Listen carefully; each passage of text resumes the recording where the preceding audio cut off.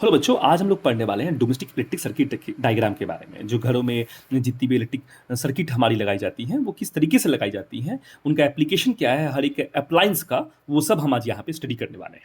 जो मैंने पहले सबसे पहले मैंने इलेक्ट्रिक पोल बना दिया है। हालाँकि मालूम मालूम होगा आप लोग को, इलेक्ट्रिक पोल में भी जो बिजली आ रही होगी वो किसी सिटी सबस्टेशन से आ रही होगी। सिटी सबस्टेशन जहाँ पर आपकी 11,000 वोल्ट होती होगी करंट, वहाँ पे एक ट्रांसफार्मर होगा जो स्टेप डाउन करता है वोल्टेज को, और वो 220 वोल्ट हमारे घरों तक पहुँचाता है। यहाँ पर मैंने एक एमसीबी का इस्तेमाल किया है, या फ्यूज़ का इस्तेमाल किया है, आपने कह सकते हो। जो फ्यूज़, जिसको हम लोग मेन फ्यूज़ कहते हैं, इसकी अथॉरिटी सिर्फ़ इलेक्ट्रिक डिपार्टमेंट वाले ऑफ़िसर्स की होती है, वो लोगों की होती है, जो कुछ भी अगर खराबी होती है तो वो आके चेक करते हैं। जो भी हो, तो फिर वो यहाँ पे आप 2 तरीके का वायर आप देख सकते हैं। एक न्यूट्रल वायर है जो ब्लैक रंग का है, और एक लाल रंग की वायर जो एक लाइव वायर है। तो 2 वायर जो है जनरली, जी, ये सिंगल फेस मीटर है, याद रखिएगा। सिंगल फेस मीटर में हमेशा 2 ही वायर एंटर करती है, याद रखिएगा। हालाँकि अगर डबल फेस या ट्रिपल फेस होगा तो फिर वायर की संख्या जो है वो बढ़ जाएगी। ठीक ना? तो सिंगल फेस वायर इस्तेमाल होता है डोमेस्टिक इलेक्ट्रिक सर्किट में। एक आम घर पे, एक नॉर्मली जो होता है घर पे, वो 2 वायर ही इस्तेमाल होता है।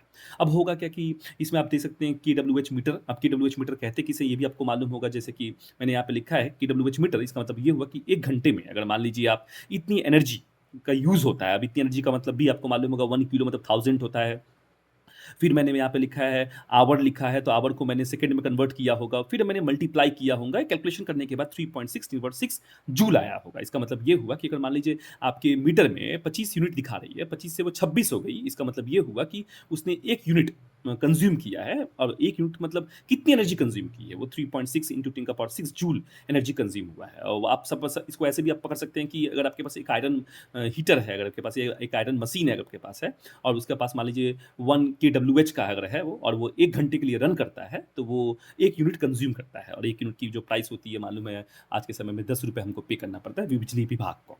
अब हमने क्या किया, वहाँ से वायर निकाल कर फिर हमने एक डिस्ट्रीब्यूशन बॉक्स पे लेके आए। डिस्ट्रीब्यूशन क्या है, ये आपका मेन डिस्ट्रीब्यूशन बॉक्स जो है, एक टाइप का ये मेन बॉक्स है, जिसमें आपके बहुत सारे आपको सर्किट देखने को मिलेंगे, सर्किट ब्रेकर देखने को मिलेंगे, जहाँ पर आपको MCB, RCCB, single phase MCB भी देखने को मिलेंगे।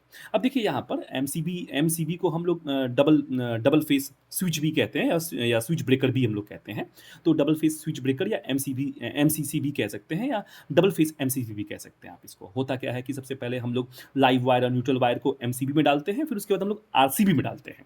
अब ये आरसीसीबी का यूज़ हमारे स्कूलिंग के बुक्स में बहुत कम दिया हुआ है, पर बाई चांस अगर क्वेश्चन पूछता है तो आपको तैयार होना पड़ेगा इसको कुछ जवाब देने के लिए इस तरीके से, क्योंकि एमसीबी जो होता है आपको प्रोटेक्ट करता है, आपके घर पे जितने भी अप्लायंस है उसको सुरक्षा देता है, और आरसीसीबी जो होता है वो इंसानों को सुरक्षा प्रदान करता है।